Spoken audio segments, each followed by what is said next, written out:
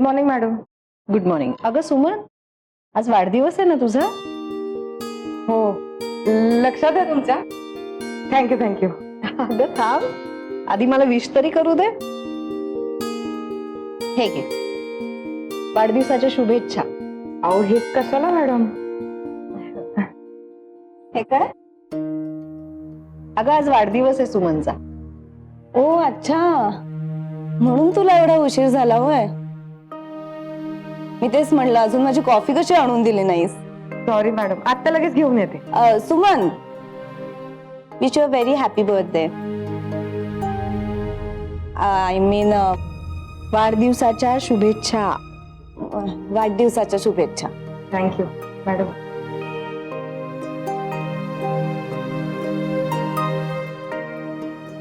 Maugham, तुम्ही ना या नोकऱ्यांना उगाच खूप स्पॉइल करून ठेवलंय हा. अगं करावं लागतं. म्हणजे कसं आहे ना, आपण आपल्या नोकरांचे वाढदिवस लक्षात ठेवले, त्यांना विश केलं की त्यांना जरा बरं वाटतं. म्हणजे पुढचं वर्षभर कृतज्ञतेने छान आनंदात आपण सांगू ती सगळी कामं ते करतात. आणि सांगू का, आनंदाने केलेली सगळी कामं चांगलीच होतात. असं आपल्यावर सतत अन्याय होतोय असं वाटत राहून जर कामं केली ना, तर ती चांगली होत नाहीत. लक्षात ठेव. वाव मॉम, तुम्ही खरंच किती ब्रिलियंट आहात. आय मीन, नोकरांना कंट्रोल मध्ये ठेवण्यासाठी किती अमेझिंग आयडियाज असतात तुमच्याकडे. मॉम, मला तर वाटतंय तुम्ही याच्यावर एक पुस्तक लिहायला पाहिजे. ए चल, काहीतरीच काय.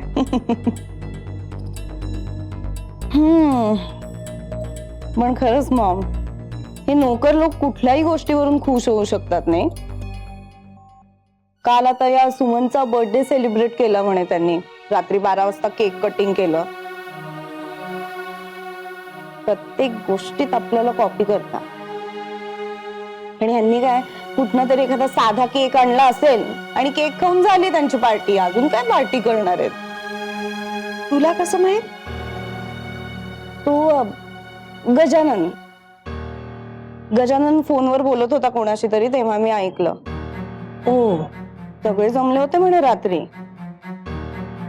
आय रिअली वंडर, एवढ्याशा खोलीत सगळे कसे मावले असतील? सगळेच जमले होते असं म्हणला का ग गजानन? हो का? अच्छा, म्हणून ती रात्री बाहेर पडली होती. तेच मला वाटत होतं. काय वाटलं मॉम? नाही, तसं काही नाही. Good morning madam. Good morning. Vitthal, काल तुम्ही पार्टी केलीत म्हणे रात्री. सगळेच होतात का? हा? नाही नाही, म्हणजे मंजू पण आली असेल, हो ना? नाही मॅडम, सर्वंट क्वार्टर मधले सगळे होते फक्त.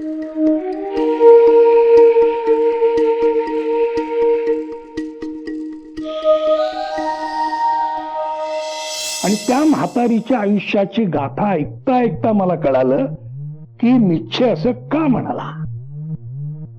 To live is to suffer and to survive is to find some meaning in that suffering.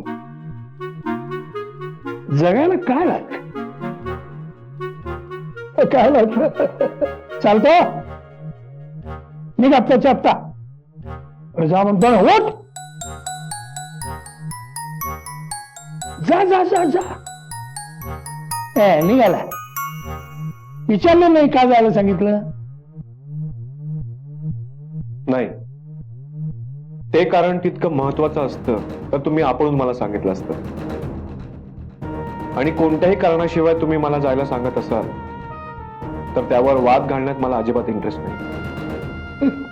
बस काल मी हुशार आहेस, विचित्र माझ्यासारखा.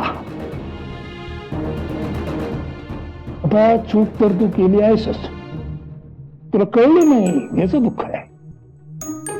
म्हणजे अरे काही लेखी करार नाही, टोकन अमाऊंट नाही घेतली. हा, लग्न झालं ना, काही जबाबदारी कळते का नाही? मी विश्वासावर काम करतो. कोणावर? माझ्यासारख्या माणसं का नाही? हे घे, 5,000 आहे टोकन अमाऊंट. बाकी टोकन रे, परत परत सांगावं लागतं काय?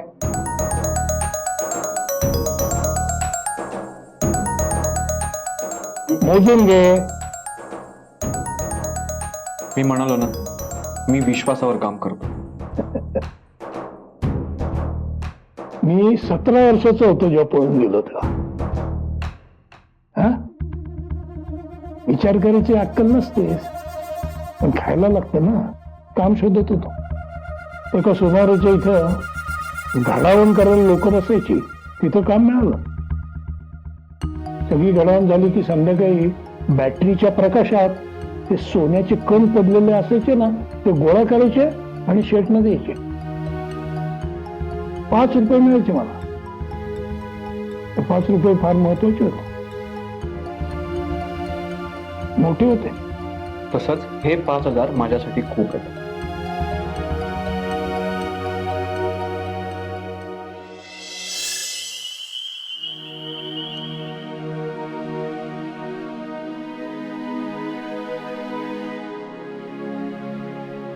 मॉम म्हणजे बसा ना, मी कॉफी करते तुमच्यासाठी. म्हणजे ऍक्च्युली फार सामान भरलं नाहीये, पण तुम्हाला आवडेल असं काहीतरी बनवू का खायला? मी थालीपीठ. तुझं पाक कौशल्य बघायला मी इथे आलेली नाहीये, आणि ही सगळी नाटकं करून तू शौनकला फसवू शकतेस, मला नाही. तुम्हाला असं का वाटतंय की मी शौनकना फसवते? तुम्हाला फसवते. मी कशी आहे ते तुम्हाला व्यवस्थित माहिती आहे. शौनकला फसवण्याचा तर विचारही नाही करू शकत मी. तरी माझ्यावर विश्वास का नाहीये तुमचा? मी गरीब आहे म्हणून? नाही, कारण तू खोटारडी आहेस म्हणून.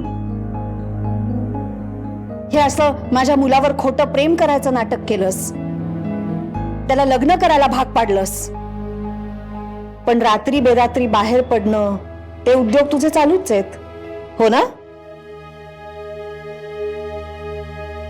बोल ना, बोल. आहे काही उत्तर? एक नंबरची खोटारडी आहेस तू मंजू. काय झालं मॉम?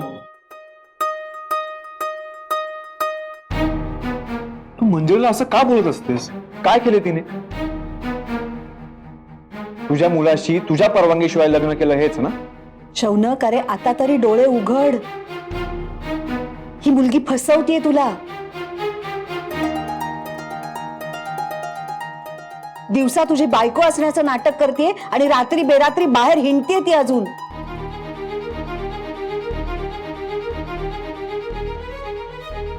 काल रात्री माझ्या स्वतःच्या डोळ्यांनी बघितलंय मी तिला बाहेर जाताना.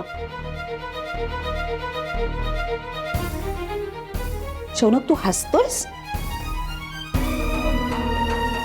तुला खोटं वाटतंय? अरे बायको म्हणून घ्यायच्या लायकीची नाहीये ही मुलगी. मॉम, अगं काल सुमनचा वाढदिवस होता म्हणून मंजिरी तिकडे गेली होती केक कापायला. अच्छा, म्हणजे आपण पकडले जाऊ नये म्हणून तिने तुला आधीच पट्टी पडवून ठेवली वाटतं.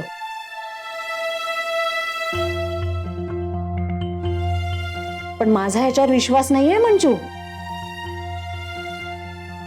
हा, मी तुला शौनकला फसवू देणार नाही. मॉम, तुला पूर्ण ऐकून घ्यायचंच नाहीये का माझं? अगं काल सुमनच्या वाढदिवसाचं सेलिब्रेशन होतं म्हणून मंजिरी तिकडे गेली होती,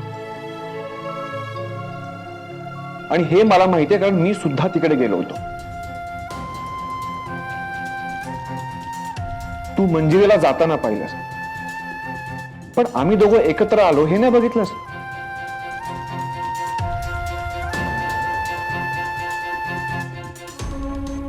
हे जे सगळं तुला कोणी सांगितलंय ना, त्याच्या लक्षात नाहीये का आम्ही काल रात्री खूप फोटो सुद्धा काढले. तुला प्रूफ हवा ना?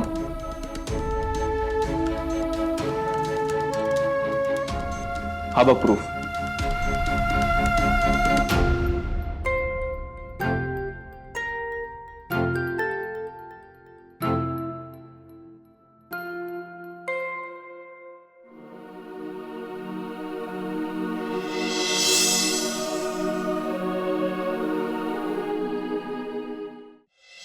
म्हणजे विठ्ठल माझ्याशी खोटं बोलला?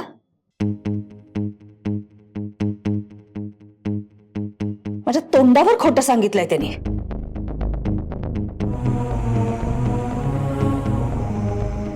पाहिलंस ना शौनक, एक नोकर तू घरात आणून ठेवल्यावर बाकी सगळे नोकर आपल्याशी खोटं वागायला लागलेत. शेफारलेत सगळे. हेच व्हायचं बाकी होतं फक्त. शौनक, या मुलीची रियालिटी माझ्यासाठी कधीच बदलणार नाही आणि मी तुमच्या नात्याला कधीच मान्यता देणार नाही. लक्षात ठेव.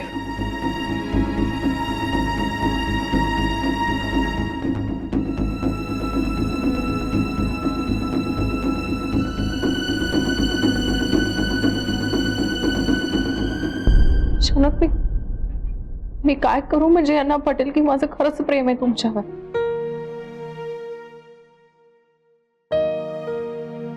काय करू मी?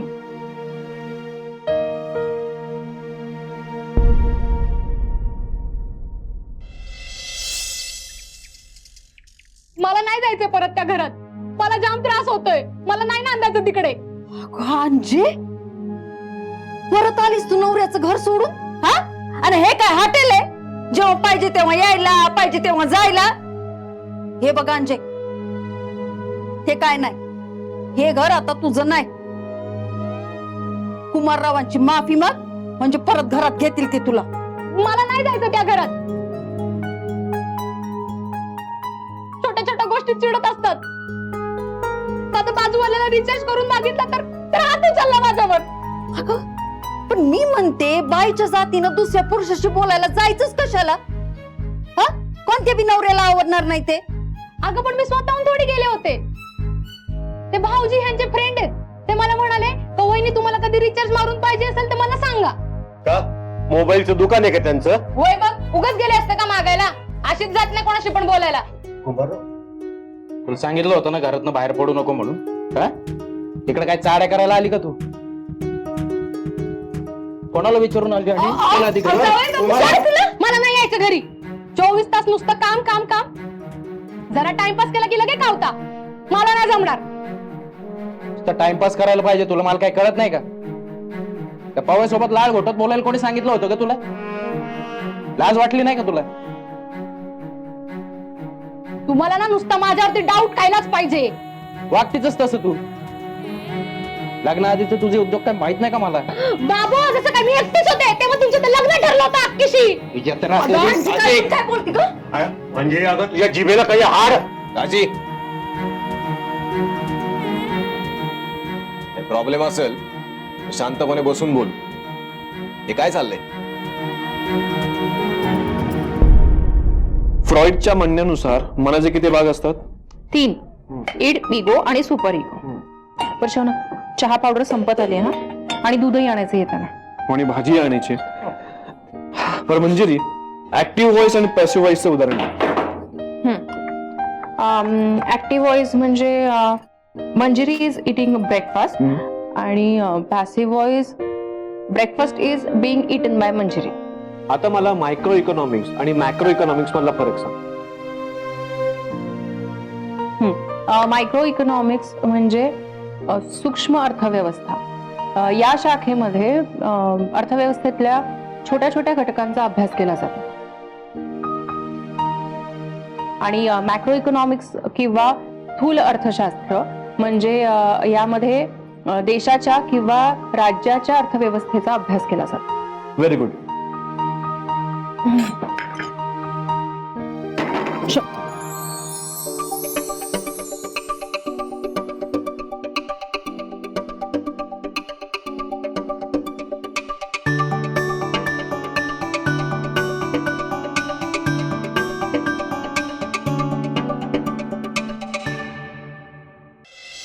विठ्ठल, तुझ्याकडून ही अपेक्षा नव्हती. तुला चांगलं माहिती, आम्हाला या घरात खोटं बोलणारे नोकर अजिबात चालत नाहीत. खोटं बोलणारे, आमच्या मागे कटकारस्थान रचणारी लोक आम्हाला या घरात अजिबात नकोत. आज तू दाखवून दिलंस की तुझ्यावर आम्ही विश्वास ठेवू शकत नाही. विठ्ठल, उद्यापासून कामावर येऊ नकोस. मॅडम असं नका करू. अहो चूक झाली. परत नाही होणार मॅडम. का वागलास असं तू विठ्ठल? का खोटं बोललास? अहो मॅडम, तिथं त्या मंजिरी मॅडम, कोण? मंजिरी मॅडम तिथं आल्या होत्या. हे मी सांगितलं असतं तर चुगली केल्यासारखं झालं असतं म्हणून नाही बोललो. मंजिरी मॅडम? आता ती मंजू तुमची मॅडम झाली का? हा? मग आम्हाला काय आमच्या एकेरी नावाने हाक मारणार आता? अहो तसं नाही मॅडम. अहो मॅडम, चूक झाली. मॅडम पाया पडतो तुमच्या वाटलेच तर. अहो, आमची गुड्डी गरोदर आहे, तुम्हाला तर माहिती आहे. बरं ठीक आहे. हे असले तमाशा इथे नकोय. हे बघ, लास्ट वॉर्निंग देऊन सोडते तुला. परत जर असं खोटं वागलास ना तर काढून टाकेन तुला कामावरनं. नाही मॅडम, परत नाही होणार.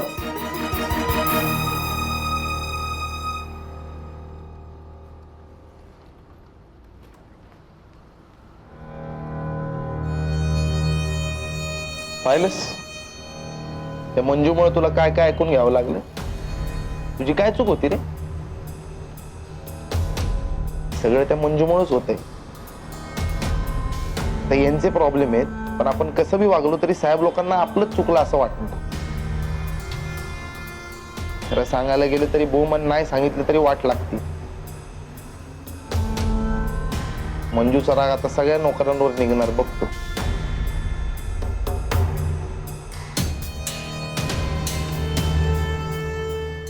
अहो तुम्ही जावई बापू आमचे, पोरीवर असा हात उगारणं चांगलं दिसतंय का?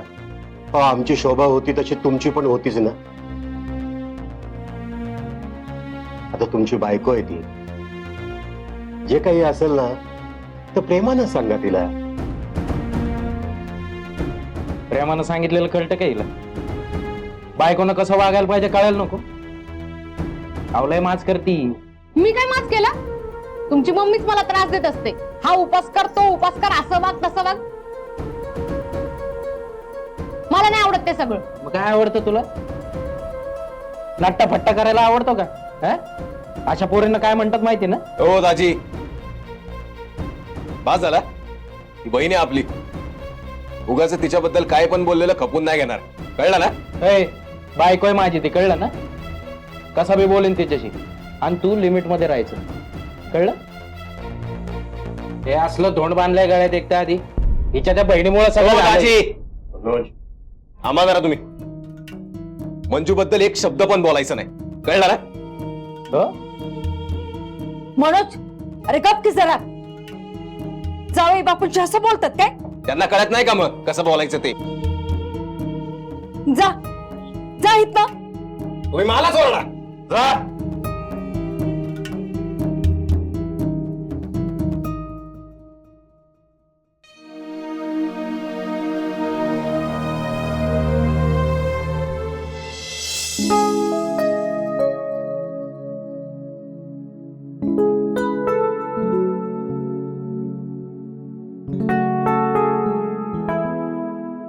मंजिरी, उशीर होतोय मला. हो दे. प्लीज.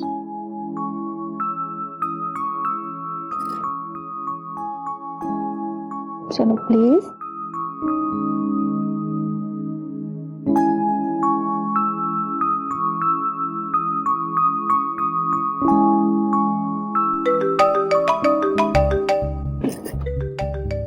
अहो फोन वाजतोय.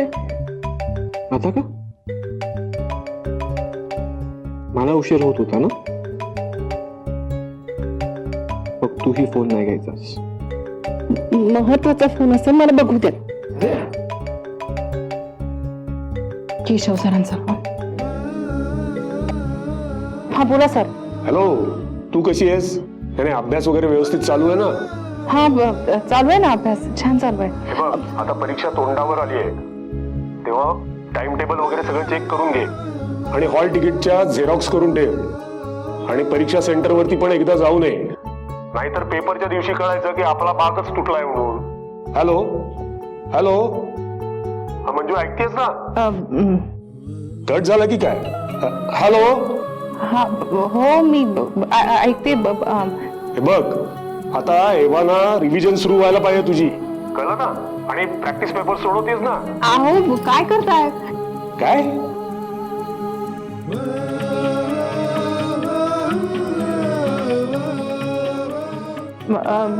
नाही काय काय काय तयारी करायची आहे असं विचारत होते मी. हे बघ, तसा तुझा अभ्यास झालेला आहे, पण पेपर सोडवण्याचा सराव कमी पडतोय तुझा. हे बघ, कोणत्या प्रश्नाला किती वेळ लागतोय याचं प्लॅनिंग आधीच करून ठेव. हे बघ, पेपर 10 मिनिटं आधी सोडवून व्हायला हवा, कळलं? म्हणजे अंडरलाईन करायला, चेक करायला वेळ मिळतो आपल्याला. तुझं अक्षर सुंदर आहे, त्याच्यामुळे ते काही वेगळं सांगायला नको तुला. इंग्लिशच्या स्पेलिंगच्या चुका होणार नाहीत याकडे जरा लक्ष दे. ठीक आहे मग, ऑल द बेस्ट. कशासाठी? अगं परीक्षेसाठी. लक्ष कुठं आहे तुझं? अभ्यास करतेस का? हो हो मी अभ्यास करते.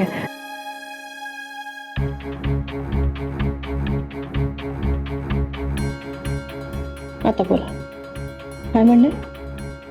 आता बास. परीक्षा होईपर्यंत नो डिस्ट्रॅक्शन्स.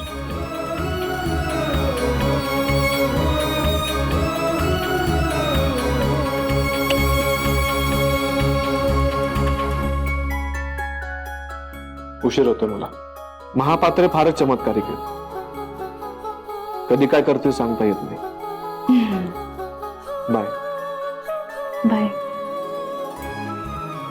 जा.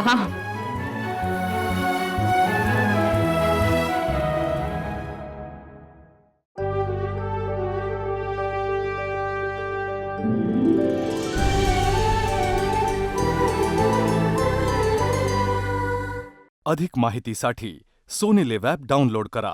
Sony LIV, we live to entertain.